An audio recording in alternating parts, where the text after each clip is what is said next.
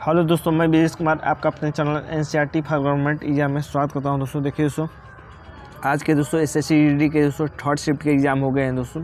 और जो क्वेश्चन मिले हैं दोस्तों रियल क्वेश्चन उसको देखेंगे इस वीडियो में। और दोस्तों आपको एक बहुत धन्यवाद दोस्तों, क्योंकि दोस्तों आपका ये अपना परिवार एनसीईआरटी फॉर गवर्नमेंट एग्जाम वाला धीरे धीरे बढ़ रहा है, ठीक ना। ऐसे ही दोस्तों वीडियो को शेयर किया कीजिए और चैनल को लाइक सब्सक्राइब किया कीजिए, ठीक ना। चलिए सो स्टार्ट करते हैं बिना देरी किए हुए। देखते हैं कि 4 फरवरी को दोस्तों थर्ड शिफ्ट में कौन कौन क्वेश्चन पूछे गए थे। देखिए पहला क्वेश्चन पूछा गया था कि रुद्रदामन का जूनागढ़ अभिलेख कहाँ स्थित है। तो देखिए सो रुद्रदामन के जूनागढ़ अभिलेख की बात कर लेते हैं दोस्तों। तो ये गुजरात के जूनागढ़ के पास गिरनार पहाड़ी पर स्थित है दोस्तों रुद्रदामन का जूनागढ़ अभिलेख, ठीक ना। ये दोस्तों ये शिलालेख संस्कृत भाषा में लिखा गया है। तो किस भाषा में लिखा गया है जूनागढ़ अभिलेख? ये दोस्तों संस्कृत भाषा में लिखा गया। और लिपि पूछे दोस्तों तो ब्राह्मी लिपि में, लिपि पूछे तो ब्राह्मी और संस्कृत भाषा में लिखा गया है, याद रखिएगा। तो ये देखिए दोस्तों जो पहले भी दोस्तों शिफ्ट हुआ है सेकंड और थर्ड शिफ्ट उस समय भी दोस्तों शिलालेख से यानी अशोक के शिलालेख से क्वेश्चन पूछा था। तो अशोक के कितने शिलालेख है दोस्तों? 14 शिलालेख है। सबसे बड़ा शिलालेख कौन है दोस्तों? 7वां शिलालेख है। कलिंग युद्ध की जानकारी कहाँ मिलती है दोस्तों? तो कलिंग युद्ध की जानकारी दोस्तों अशोक के 13वें शिलालेख से मिलती है। तो ये क्वेश्चन भी याद रखिए दोस्तों आने वाले शिफ्ट के लिए। अगला देखते हैं दोस्तों। देखिए अब राज्यपाल से दोस्तों क्वेश्चन बनने लगे हैं। तो राज्यपाल वाला टॉपिक जरूर देख लीजिएगा, राज्यपाल और मुख्यमंत्री। और कोशिश कीजिएगा कि उपराज्यपाल जरूर देख ले। उपराज्यपाल भी दोस्तों अब शिफ्ट में बन रहा है आपका। तो देखिए दोस्तों क्वेश्चन पूछा था कि राज्यपाल के राज्यपाल के नियुक्ति से संबंधित था। तो देखिए राज्यपाल की नियुक्ति से मैं बता दे रहा हूँ क्वेश्चन। देखिए राज्य का राज्यपाल की नियुक्ति कौन करता है दोस्तों? तो राष्ट्रपति करता है। नियुक्ति कौन करता है? राष्ट्रपति। और राज्यपाल का उल्लेख किस अनुच्छेद में दोस्तों? तो अनुच्छेद 155 में है। और राज्यपाल बनने के लिए उम्र कितनी होनी चाहिए दोस्तों? तो लगभग 35 वर्ष होगी तो आप बन जाएगा राज्यपाल, ठीक ना। आगे देखते हैं दोस्तों। अगला क्वेश्चन है, देखिए करंट अफेयर्स में दोस्तों इंद्रधनुष क्रांति से संबंधित क्वेश्चन पूछा था। ये इंद्रधनुष क्रांति का संबंध किससे था? देखिए दोस्तों कृषि उद्योग से दोस्तों, यानी जो कृषि में को बढ़ावा देने के लिए जो योजना बनाई जाएगी दोस्तों वो इंद्रधनुष क्रांति से संबंधित है, ठीक ना। तो कृषि उद्योग से संबंधित है। इसमें हरित क्रांति भी आएगा, बागवानी भी आएगा, सभी प्रकार की क्रांति आएगा दोस्तों इंद्रधनुष में, ठीक ना। देखिए दोस्तों याद रखिएगा हरित क्रांति का जनक किसे कहा जाता है भारत में? तो भारत में दोस्तों हरित क्रांति का जनक MS स्वामीनाथन को कहा जाता है। MS स्वामीनाथन को कहा जाता है, ठीक ना। और विश्व में दोस्तों हरित क्रांति का जनक किसे कहा जाता है? तो नॉर्मन ई बोरलॉग को कहा जाता है। तो नॉर्मन ई बोरलॉग को दोस्तों विश्व में हरित क्रांति का जनक कहा जाता है। आगे देखते हैं। आगे क्वेश्चन पूछा था कि मोदी जी द्वारा चालू कैसे, देखिए मोदी जी द्वारा जो चालू योजना है दोस्तों, तो योजना से क्वेश्चन पूछा था। तो योजना का क्वेश्चन नहीं मिल पाया दोस्तों। क्वेश्चन अगर आपको मालूम होगा तो ज़रूर कमेंट करके बता दीजिएगा दोस्तों। मैं इस PDF में दोस्तों मर्ज करके मैं तीनों शिफ्ट का PDF दोस्तों टेलीग्राम पर डाल दूँगा। तो टेलीग्राम वहाँ पर ज्वाइन कर लीजिए। मैं सभी वहाँ पर PDF डाल देता हूँ, आप दोस्तों वहाँ से लेकर पढ़ सकते हैं, ठीक है, डाउनलोड करके। अगला क्वेश्चन पूछा था, देखिए ये जनगणना से क्वेश्चन हर शिफ्ट में आ रहा है, ठीक है। तो याद रखिएगा जनगणना से क्वेश्चन जाकर जरूर देख लीजिएगा। देखिए 2011 की जनगणना के अनुसार किस राज्य की 10 की जनसंख्या की वृद्धि दर सबसे अधिक है? ये पूछा था। तो देखिए 10 की जनसंख्या वृद्धि दर सबसे ज़्यादा मेघालय में हुआ है, ठीक ना। मेघालय में हुआ है। 2001 से 2011 की जनगणना के बीच दोस्तों इसकी जनसंख्या में 27.82% की वृद्धि हुई है दोस्तों मेघालय की, ठीक ना। और बात कर लेते हैं दोस्तों। देखिए अगर ये पूछें कि सबसे कम कहाँ हुई है दोस्तों, सबसे कम वृद्धि, तो ये नागालैंड में हुई है, ठीक है। और दोस्तों भारत की जनसंख्या में कितने प्रतिशत की वृद्धि हुई है 2001 से 2011 के बीच? तो भारत की जनसंख्या में दोस्तों 17.7% की वृद्धि हुई है, ठीक है। सबसे ज़्यादा जनसंख्या कहाँ है दोस्तों? तो उत्तर प्रदेश में।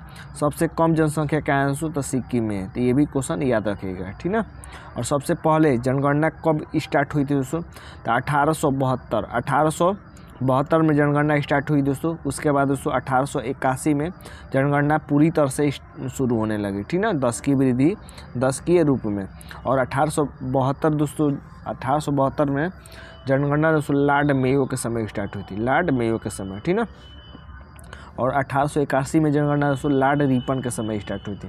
ये सभी क्वेश्चन जो बता रहा हूँ दोस्तों, इसको आप याद रखिएगा, जरूर आपके एग्जाम में आएगा, एकदम 100% आएगा, ठीक ना। अगला देखते हैं दोस्तों, देखिए अगला क्वेश्चन पूछा था कि तमिलनाडु के वर्तमान मुख्यमंत्री कौन है। तो देखिए दोस्तों, तमिलनाडु के मुख्यमंत्री की बात कर लेते हैं। तो वर्तमान में दोस्तों MK स्टालिन मुख्यमंत्री है। आगे क्वेश्चन पूछा था कि 1968 में किसे पद्मश्री पुरस्कार से सम्मानित किया गया था, जो कि एक नृत्यांगना है, ठीक है। तो देखिए सो वैजयंती माला हो जाएगा। वैजयंती माला दोस्तों एक सांसद भी है, अभिनेत्री भी है और नृत्यांगना है, ठीक है। तो 1968 में इनको पद्मश्री पुरस्कार से नवाजा गया था।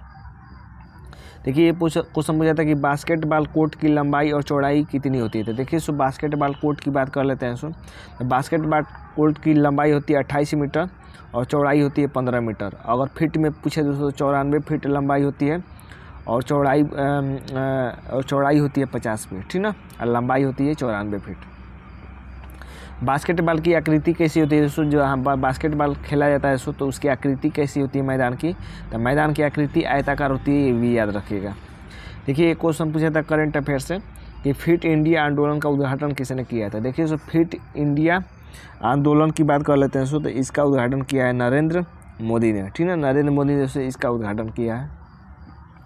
देखिए दोस्तों ये शास्त्रीय नृत्य से क्वेश्चन हर शिफ्ट में आ रहा है। तो शास्त्रीय नृत्य जो मैं बता दूंगा दोस्तों, एकदम याद रख लीजिएगा, आपके एग्जाम में फंस जाएगा। देखिए दोस्तों भरतनाट्यम किस राज्य का प्रसिद्ध नृत्य है दोस्तों। तो देखिए भरतनाट्यम दोस्तों ये तमिलनाडु का शास्त्रीय नृत्य है, ठीक ना। शास्त्रीय नृत्य कहाँ का है दोस्तों, तो ये तमिलनाडु का है, याद रखिएगा। और याद रख लीजिएगा दोस्तों, देखिए कथक अगर पूछे दोस्तों, तो कथक दोस्तों आपका उत्तर प्रदेश का है, ठीक ना। उत्तर प्रदेश, अगर उत्तर प्रदेश ऑप्शन में नहीं दिया होगा दोस्तों, तो उत्तर भारत या मध्य भारत दिया होगा, उत्तर भारत दिया होगा ऑप्शन में, ठीक है। और कथक कली पूछे दोस्तों आपसे कि कथक कली किस राज्य का शास्त्रीय नृत्य है दोस्तों, तो ये केरल का है। कहाँ का है, केरल का है, ठीक है। और बात कर लेते हैं दोस्तों, देखिए कुचिपुड़ी अगर पूछे दोस्तों आपसे कुचिपुड़ी, तो कुचिपुड़ी याद रखिएगा दोस्तों, कुचिपुड़ी आपका आंध्र प्रदेश का शास्त्रीय नृत्य है, आंध्र प्रदेश का। ओडिसी की बात कर ले तो ओडिसी उड़ीसा का हो जाएगा। मणिपुरी मणिपुर का हो जाएगा। मोहिनी अट्टम याद रखिएगा, मोहिनी अट्टम भी किसका है दोस्तों, मोहिनी अट्टम भी दोस्तों केरल का शास्त्रीय नृत्य है, ठीक है। और सत्रिया याद रखिएगा, सत्रिया कहाँ का है दोस्तों, तो सत्रिया दोस्तों आपका असम का है। सत्रिया कहाँ का है, असम का है, ठीक है। तो ये सभी याद रखिएगा, महत्वपूर्ण है दोस्तों। यहाँ से क्वेश्चन आपके आने वाले शिफ्ट में एकदम 100% फंसेगा। आगे देख लेते हैं दोस्तों, देखिए अगला क्वेश्चन है कि आर वेंकट राव का संबंध किससे है। तो देखिए सो आर वेंकट राव की बात कर लेते हैं दोस्तों, तो ये भारतीय प्रशंसक और राजनेता हैं आर वेंकट राव, ठीक है। म्यांमार की आधिकारिक भाषा क्या है सो ये पूछा था, तो म्यांमार की आधिकारिक भाषा हो जाएगा सो वर्मी हो जाएगा, ठीक है, आधिकारिक भाषा।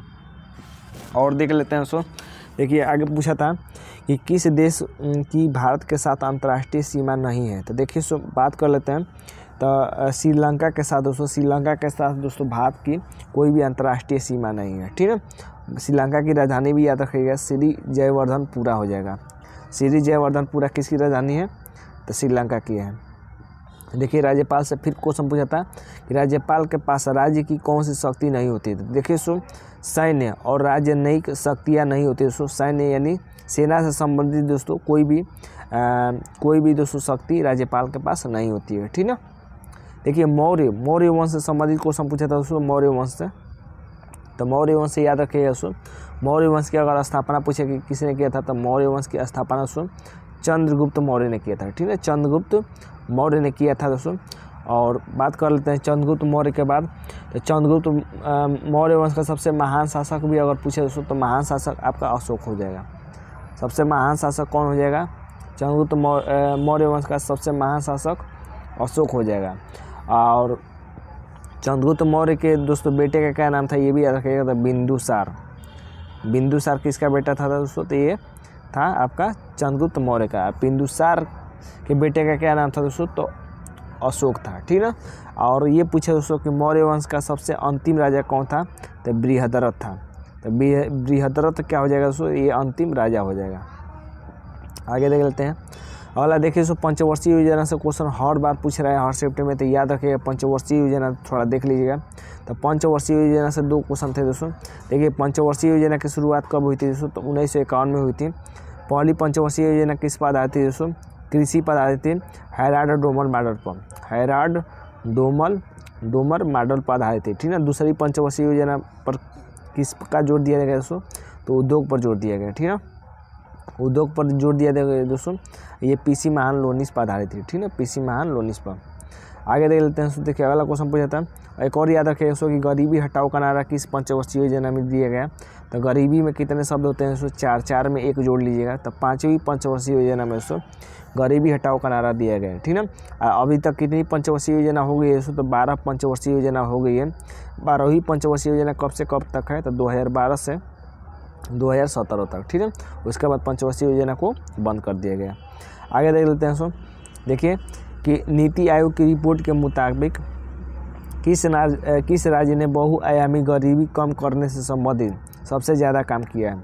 ये इसका आंसर हो जाएगा दोस्तों उत्तर प्रदेश। सबसे काम कौन किया है ज़्यादा? तो उत्तर प्रदेश किया है। आगे देख लेते हैं अगला क्वेश्चन, बसंत पंचमी किस राज्य में मनाई जाती है? तो देखिए दोस्तों ये हरियाणा और पंजाब में मनाई जाती है बसंत पंचमी। आने वाले शिफ्ट के लिए याद रखिएगा ये माघ माह के शुक्ल पंचमी को मनाई जाती है, ठीक है। ये याद रखिएगा, महत्वपूर्ण है। हिंदू महीना है, माघ माह के शुक्ल पंचमी को मनाई जाती है बसंत पंचमी। देखिए हिंदी में पूछा था कान भरने का अर्थ क्या होता है, ठीक ना। कान भरना मतलब किसी को उकसाना, ठीक ना। उन्नति का विलोम पूछा था दोस्तों, उन्नति का विलोम हो जाएगा अवनति। जादू टोना किस वेद से संबंधित है दोस्तों? तो ये पूछा था क्वेश्चन, ठीक है। जादू टोना आपका दोस्तों ऋग्वेद से हो जाएगा। अगला क्वेश्चन पूछा था कि हाथ का मेल होना मुहावरे का अर्थ क्या है दोस्तों? एक और पूछा था दोस्तों कि जो किसी संबंध नहीं रखता है, जो किसी से संबंध नहीं रखता है उसे क्या कहते हैं?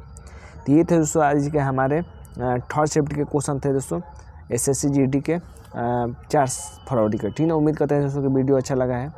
वीडियो अच्छा लगा है दोस्तों चैनल को लाइक सब्सक्राइब जरूर करिएगा, ठीक है। तो आज के लिए बस इतना है दोस्तों, धन्यवाद दोस्तों।